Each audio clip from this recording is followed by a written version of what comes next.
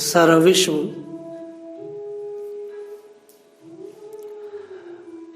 नया साल मना रहा है कि भाई 2021 आ गया। हम आश्चर्य करेंगे सभी लोग, सारी दुनिया में 7.5 अरब लगभग मनुष्य है,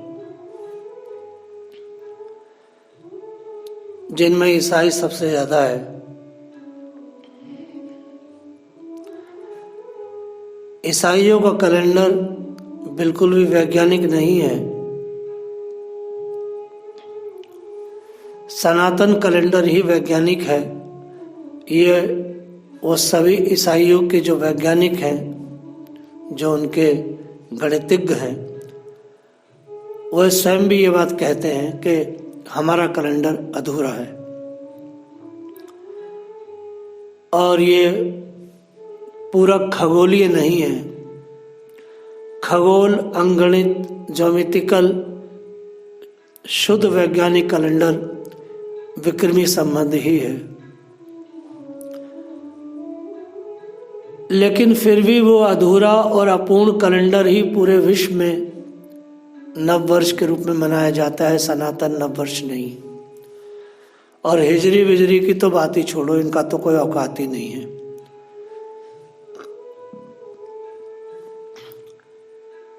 उनकी सब अपूर्ण प्रणाली है, अमानवीय है, तभी सारा विश्व उन्हीं के चक्र में पड़ा है। सनातन में कोई बहुत कम लोग हैं जो हिंदू नववर्ष मंगल में कहते हैं। हालांकि सारी पद्धति चलती हम लोगों की दैनिक क्रियाएं नववर्ष के उस हिंदू कैलेंडर के हिसाब से ही हैं। हमारे शादी ब्याह, हमारे पूजन, हमारे फैक्ट्री दुकान, जो भी कुछ हमारी परंपराएं हैं, मुहूर्त इत्यादि, जन्म से लेकर मृत्यु तक हम रहते हिंदू कैलेंडर के अनुसार ही हैं। लेकिन व्यवहार में तो उन ईसाइयों का ही है। इससे कैसे बचे भाई? कैसे शुद्ध सनातन कैलेंडर विश्व में फैले? क्या हिंसा से, तलवार से? नहीं नहीं। पिछले 1500 सालों में बड़े बड़े आचार्य, बड़े बड़े महामंडलेश्वर, बड़े बड़े चमत्कारी बाबा, महात्मा, संत, सूफी हुए, जिसमें गुरु नानक देव से लेकर के गुरु तेग बहादुर, गोविंद सिंह, 10 गुरु, और हमारे भी बड़े बड़े चक्रवर्ती धर्म सम्राट हुए। लेकिन इस्लाम और ईसाईयत के खिलाफ कोई बिगुल न बचा सके। इनके समकक्ष कोई ठहर नहीं पाया। उधर किसी का ध्यान ही नहीं गया। बस यही कहते रहे मुसलमान खराब, यही कहते रहे ईसाई खराब। मनुष्य कोई खराब नहीं है, वह जो चिंतन है घातक, वह खराब है। और चिंतन आता है उनकी सड़ी हुई भयानक किताबों से, जो उनका बाइबिल है, तौरेत है, जो कुरान है। चिंतन का जवाब चिंतन से दिया जाना चाहिए था, और हमने चिंतन का जवाब चिंतन से न दे करके वो ये मुसलमान खराब है, इन्हें भगाओ, ईसाई नहीं। चिंतन का जवाब चिंतन से देना था। इस मामले में छोटी मोटी शुरुआत की किसी समय स्वामी विवेकानंद ने।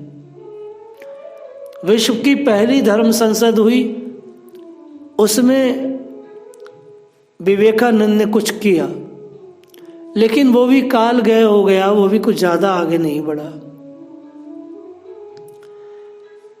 भगवान चैतन्य भी आए, और इन्हीं 1500 सालों में वो भी आए, मीरा, तुलसी सब आए। लेकिन कोई भी उस लेवल पर मुसलमानों के चिंतन पर काम नहीं की। भगवान चैतन्य ने हरिनाम की स्थापना, हरिनाम का उद्घोष किया। उन्होंने काजी के खिलाफ भी उद्घोष किया, लेकिन जो काजी का चिंतन जहाँ से आया उधर महाप्रभु का ध्यान नहीं गया, वो उस काम के लिए आए भी नहीं थे। अगर कुछ इस विषय पर बड़ा काम किया किसी ने, ओशो भी विदेश में गए, काम किया, लेकिन कोई खास सफलता नहीं मिली। महेश योगी गए, कोई खास सफलता नहीं मिली। यहाँ तक कि शांति कुंज भी गया तो शांति कुंज से भी कुछ ज्यादा विशेष सफलता ना मिल पाई। लेकिन भगवान की असीम कृपा से 200 से ज्यादा देश हैं पूरे विश्व में। 70 साल के एक बूढ़े ऐसी भक्ति वेदांत स्वामी प्रभुपाद ब्रज वृंदावन से 1965 में न्यूयॉर्क अमेरिका गए, और ये मान के चलो कि पूरे विश्व में नाम हट प्रचार केंद्र प्रभुपाद जी ने जो स्थापित किए, भूतो न भविष्यति, कोई न कर सकता है, न पहले किसी ने किया। नाम हट प्रचार केंद्र मानो ये हरिनाम के थाने हैं। जैसे मुगल कोई राज्य स्थापित करते थे तो हर 10 किलोमीटर पर एक थाना बनाते थे, उसमें मुगल सैनिक रहते थे और वो हिंदू जनता को त्रास देते थे। वैसे ही प्रभुपाद ने पूरे विश्व में हरिनाम केंद्र खोल करके मानो सनातन धर्म के थाने खोल दिए। मात्र प्रभुपाद ऐसे जिन्होंने चिंतन का जवाब चिंतन से दिया है, संस्कृति का जवाब संस्कृति से दिया। अंग्रेजों ने कहा प्रभुपाद कांटों चम्मचों से खाओ, कहा कि मैं अपनी संस्कृति परोसने आया हूं, तुम्हारी संस्कृति लेने नहीं। पूरे विश्व में प्रभुपाद ने सनातन की संस्कृति के थाने मानो खोल दिए। कोई है किसी में दम था ऐसा काम कर देता? पूरे विश्व में अरबों की छाती पर जहां रेगिस्तानी अल्लाह और खुदा और रसूल था, वहां भी थाने खुल गए हमारे सनातन के, बिना कोई शोर शराबे के। और उस कैलेंडर की हमने, ईसाई कैलेंडर का हमने कोई विरोध ना किया। हमने तो अपना सनातन कैलेंडर जो था, जो हमारे चैत प्रतिपदा में आता है, वही सारे विश्व में हमारे इस्कॉन केंद्रों पर फैल गया। और हमारे प्रभुपाद जी ने, हमारे उस महाआचार्य ने ऐसा बड़ा काम किया। आज 1 जनवरी, आज 31 है। मैं उन्हीं की भावना में भावित होकर के मुझे सुबह से 3-2:30 बजे से ये मैसेज चल रहे थे कि कैसे प्रभुपाद ने बिना किसी खंडन मंडन के पूरे विश्व में सनातन संस्कृति का परचम लहरा दिया। यूरोप का कोई देश ऐसा बचा है जब इस्कॉन का भक्त ना हो, अर्थात कृष्ण भक्त ना हो। आज सारे विश्व में सनातन कैलेंडर घरों में है, सारे विश्व में। अमेरिका के व्हाइट हाउस के अंदर भी हरिनाम होता है और सस्ती वाचन होता है। यह सब किसी यहाँ के बाबा जी का कमाल नहीं, यह सारा कमाल भक्ति वेदांत स्वामी प्रभुपाद का है और उनके अनुयायियों का है। हिजरी कैलेंडर से हमने कोई लेना देना नहीं था। हमने उन अरब के देशों में भी जाकर के उस सनातन कैलेंडर को ही पोष दिया। आप ये देखें, अभी इस्कॉन का कैलेंडर आने वाला है, आ गया होगा, लेकिन शुरू तो होता है वही चैत प्रतिपदा से। धीरे से उनकी छातियों में, उन मलेच्छों की छातियों में हमने सनातन को ऐसे रोप दिया, पता भी नहीं चला कि कब प्यार हो गया। और धीरे धीरे करोड़ों करोड़ों अरब लोग जो हैं उस सनातन कैलेंडर के फॉलोअर बन गए, मानने लगे, समझने लगे। चिंतन की लड़ाई चिंतन से ही जीती जाती है, साहित्य की लड़ाई साहित्य से जीती जाती है। हमने उनके साहित्यों का खंडन नहीं किया। ओशो ने जब बाइबिल और ईसाइयों के खिलाफ बोले तो ओशो को वहां से भागना पड़ा अमेरिका से। प्रभुपाद ने ऐसा कुछ नहीं किया, हमारे किसी आचार्य ने ऐसा नहीं किया, यहां तक कि आज तक भी इस्कॉन का कोई भक्त कुछ नहीं कहता, बस वो अपना चिंतन देता है। और यही परंपरा को आगे बढ़ाया श्री रविशंकर ने और जग्गी वासुदेव ने। इन लोगों ने स्वस्थ चिंतन दिया विश्व को, स्वस्थ चिंतन, कुछ कहा नहीं, सामने सुप्रीम साहित्य रखा और लोगों को ऐसा उन्होंने मोटिवेट किया, ऐसा समझाया, आप इसे पढ़ें, देखें, अगर आपको रुचे, अच्छा लगे, आत्मा को भाए तो आप आगे बढ़े।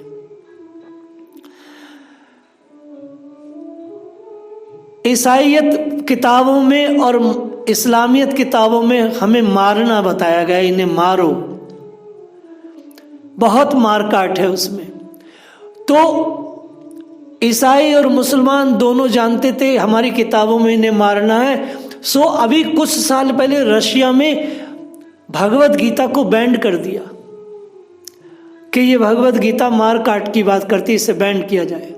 बड़ा अच्छा है, बड़े बड़े वकील खड़े हुए सनातन के लिए और वो केस लड़ा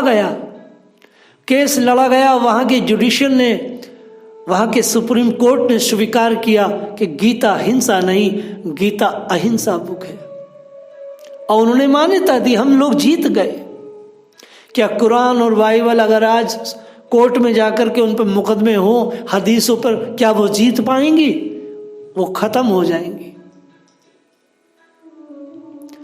सारे विश्व को, ईसाइयों को पता है कि उनके ग्रंथ कहीं सनातन के शुद्ध वैज्ञानिक ग्रंथों के सामने नहीं ठहरते, इसलिए करोड़ों करोड़ों ईसाई सनातन में कन्वर्ट हो गए।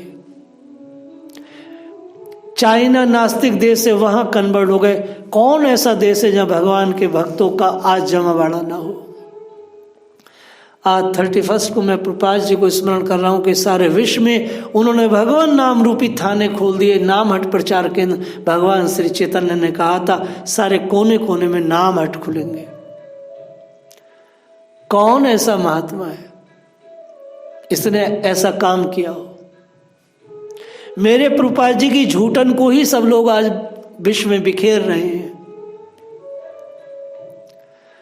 इतना बड़ा काम उस आचार्य ने किया। 70 साल के बूढ़े, कहीं ना झुके ना दबे ना कुछ हुआ, बस निष्काम करते रहे। साधारण सा काम था लेकिन बड़ा काम था। कोई उन्होंने बहुत बड़ा दर्शन नहीं दिया विश्व को, बस हरिनाम से उन्होंने जोड़ दिया। बाकी सारा काम हरिनाम करेगा। अभी हम बहुत बच्चे हैं इस्कॉन के लोग, अभी हम उस लेवल पर नहीं है दर्शन के, लेकिन हरिनाम ही हमें पूर्ण दर्शन तक पहुंचा देगा, ऐसी हम लोग आशा करते हैं। मुसलमानों के और ईसाइयों के जो किताबें हैं, वो जो उनका दर्शन है, जो उनका विचार है, उसकी लड़ाई तलवारों से और बंदूक गोलों से नहीं, उसकी लड़ाई सिर्फ और सिर्फ चिंतन से, दर्शन से और साहित्य से ही लड़ी जा सकती है। इसलिए हम सबको आज ये चाहिए कि इस मुसलमान और ईसाइयों के साहित्य को पढ़ें और समाज में जाके इनकी कृतियाँ और इनकी गलतियाँ, इनका हिंसक भाव सब बताया जाए, क्योंकि जब तक हम उन्हें नहीं बताएंगे हम अपने समाज को उनसे बचा नहीं सकते। उनकी हानियाँ, उनकी खराबियाँ बता करके ही समाज को जागरूक किया जा सकता है। उनको दबा करके जागरूकता नहीं आ सकती, वो फिर कहीं ना कहीं कुछ ना कुछ हमें डिस्टर्ब करते ही रहेंगे। हमें 7.5 अरब मनुष्यों को कन्वर्ट नहीं करना, मारना नहीं है, भगाना नहीं है। ईसाइयों ने करोड़ों करोड़ों यहूदियों को मारा, हमें अपने देश के मुसलमानों को मारना नहीं है, बल्कि उन्हें तारना है, उन्हें समझाना है। और ये काम बहुत बड़ा है, लेकिन ये कोई असंभव काम नहीं है। कठिन जरूर है, असंभव नहीं है। इस नव वर्ष की पूर्व वेला पर बस मैं यही कहूँगा कि 2021 में हम सब सनातनियों को अपना कमर कसनी चाहिए। जरा विचार करो, मुसलमान अगर सहज है, देखिए स्थिति क्या है, भ्रम या संशय, अगर भ्रम और संशय है तो आपको सदैव वह जागरूक रहने की प्रेरणा देता है। आप समझ रहे हैं? बोले यार भ्रम बहुत है। यदि भ्रम रहता है तो अच्छा है, क्योंकि अगर भ्रम है तो उसका मतलब होता है आप अच्छी तरह काम करेंगे, आप असावधान नहीं होंगे। अगर भ्रम की स्थिति बनी रहती है तो व्यक्ति असावधान नहीं होता, सावधान रहता है, तो भ्रम अच्छा है। भ्रम मानवीय है। कैसे? देखिए, मन यदि किसी भी विषय में स्पष्ट हो चुका होता है तो वह कट्टर हो जाता है, जैसे मुसलमानों का हो गया है। जैसे मुसलमानों का मन कट्टर हो चुका है। क्यों? क्योंकि वो डिसाइडेड हो चुके हैं कि हिंदुओं को वाजिबुल कत्ल इन्हें मारना है। इसमें वो संशय नहीं कर रहे, इसमें वो भ्रम नहीं कर रहे हैं। उन्होंने अपनी बुद्धि को ब्लॉक कर लिया है। इसके कारण ही वो भयानक हिंसक हैं। अगर जरा सा भी भ्रम रहेगा, अगर हम कट्टर हो जाते हैं तो बुद्धि किसी भी प्रकार की विचार को और भावना को ग्रहण नहीं कर सकती। आप किसी मुसलमान से कुरान से इधर उधर की बात करेंगे, वो ग्रहण नहीं करेगा, क्योंकि उसने अपनी बुद्धि को ब्लॉक कर लिया है। वह संशय ही नहीं है, वह भ्रम ही नहीं है, इसलिए वो जानना और सीखना भी नहीं चाहता। तो भ्रम जो है वास्तव में ये बहुत ही मानवीय है।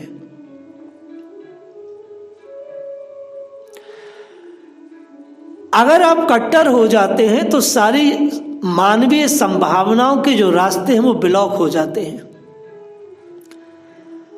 मन एक बहुत ही शक्तिशाली यंत्र है। शरीर का अधिक प्रेम, सहिष्णुता, सहजता, ममता, सरलता में मन हमेशा कंफ्यूज ही रहता है। फिर आप समझें, अगर आपके शरीर में सहिष्णुता है, प्रेम है, सहजता है, ममता है, सरलता है, इतने सारे गुण आपके शरीर में हैं, तो आपका मन हमेशा कंफ्यूज रहेगा, क्योंकि सारे गुण मानवीय हैं।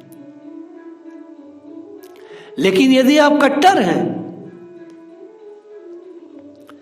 तो ये सारी चीजें नहीं होंगी आपके पास। आपकी सरलता खत्म हो जाएगी, आपका प्रेम खत्म हो जाएगा, सहिष्णुता, ममता सब खत्म हो जाएगी, क्योंकि आप कट्टर हो गए। तो सरलता में भ्रम बना रहता है, सरलता में संशय बना रहता है, प्रेम में संशय बना रहता है। पता नहीं बात करेंगे कि नहीं करेंगे, बात होगी कि नहीं होगी, वो मुझे छोड़ तो नहीं देगा, वो ये तो नहीं कर देगा, वो तो नहीं कर देगा। ये संशय, ये अधिक प्रेम के कारण है, अधिक ममता के कारण है, आसक्ति के कारण है। तो सनातन पद्धति जो है उसमें हम जन्म से हमारे डीएनए में रहता है संशय, भ्रम। भगवान मिलेंगे कि नहीं मिलेंगे, भगवान यार हमें तो नहीं मिलेंगे। तो भ्रम संशय जो है वो सदैव ईश्वर के प्रति, मानव संवेदनाओं के प्रति हमें जागरूक रखता है। मन की उलझनों को संभालना ही सुगंध से भरा हो सकता है। मन में हमेशा उलझन रहती है ना, यार पता नहीं होगा नहीं होगा, होगा नहीं होगा, लेकिन पता है ये मन की उलझनें जो है ना, ये सुगंधों में परिवर्तित हो जाती हैं जब हम लगातार लगे रहते हैं। अच्छा एक बात बताएं आप, कोई व्यक्ति मुझसे कहे मेरा मन बड़ा खराब है, मेरा मन लगातार चलायमान रहता है, तो आप ऐसा काम करें, आप अपने दिमाग का ऑपरेशन करा लें और दिमाग को निकलवा दें। अगर आपका दिमाग निकल जाएगा तो मन चलेगा नहीं, तो आप तो ब्लॉक हो जाएंगे। जैसे कई पिक्चरों में आता है ये याददाश्त भूल गया, तो क्या आपको अच्छा लगेगा? आपके दिमाग में चोट लग जाए तो जैसी चोट गहरी लगेगी, आप याददाश्त कुछ कम हो जाएगी, तो आपका मन चलायमान होना बंद हो जाएगा। तो क्या आप वो अपनी स्थिति को बेहतर समझते हैं? वो तो सबसे ज्यादा बेकार हो गई। यार ये पहले बहुत अच्छा काम करता था, प्लम्बर भी था, इलेक्ट्रिशियन भी था, जब से यहाँ को दिमाग में चोट लगी यह तो सब भूल गो। तो क्या मन एक औजार है, मन एक औजार है, मगर मन कब काम अच्छा करता है केशव? जब आपकी बुद्धि कुशार्ग होती है, तीव्र होती है। बुद्धि अगर तीव्र है तो मन काम करेगा, और जब मन काम करता है तो भैया उसमें संशय भी आएगा। तो हिंदू दर्शन जो है, सनातन दर्शन जो है, वो जागरूक करता है, वो कट्टरता नहीं रखता, उसमें सरलता है, सहिष्णुता है, उसमें ममता है, उसमें प्रेम है।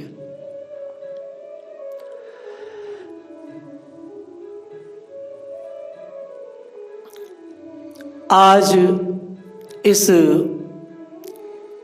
ईसाइयों के नव वर्ष में बस एक सबसे जो खूबसूरत सुखद एक सुगंध वाली आशा है वो यही है कि हमारे प्रभुपाद जी ने सारे विश्व में भगवान के नाम के थाने खोल दिए। आज किसी भी देश में हम जाएंगे तो हमें मंदिर मिल जाएगा, और हमें भगवान के सनातन कैलेंडर मिल जाएगा, सनातन साहित्य मिल जाएगा।